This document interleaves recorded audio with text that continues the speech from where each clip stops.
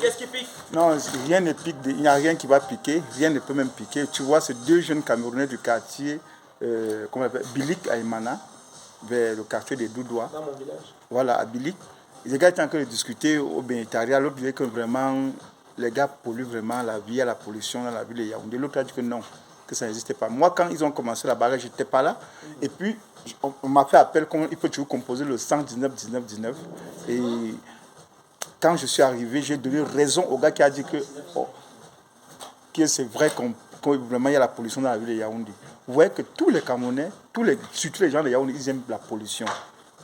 Quelqu'un mange les beignets, il jette dans la rigole. L'autre fait ceci. Et il y a un concours qui se passe à Yaoundé, dans la ville de Yaoundé, un concours, un championnat, disons un championnat.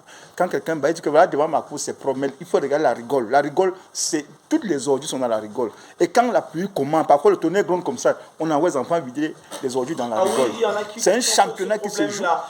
Qui font cette chose-là, j'allais dire. Alors, ils récupèrent les poubelles quand il pleut fortement, ils demandent aux enfants de vider dans les rigoles. Pour que ça descende, ça crée des bouchons. C'est pas gentil. Déjà, c'est même pas déjà hygiénique et c'est pas gentil. Comprenez? Ils font ça régulièrement. Et il y a encore une autre pollution moderne que les femmes, les nouvelles mamans de maintenant là, il y a un système là, comme elles veulent laver les couches, donc toucher les selles de leur bébé, les couches jetables. Parfois, elles mettent ça dans des seaux poubelles. La nuit, les chiens qui n'ont pas de maison, les narabos chiens là, ils ramassent ça, ils balancent ça partout dans tout. Parfois, ils balancent ça dans la cour commune pour dire que vraiment, voilà la saleté. Il y a des chiens, parfois, ces chiens-là sont bien. Parce qu'au moins, ils montrent la saleté de la voisine. Parce que la voisine, elle retire les couches jetables, elle balance dans le seau poubelle. Et les chiens qui se baladent là, qui gardent le quartier, il y a des chiens qui gardent le quartier dans la nuit, qui n'ont pas là où dormir.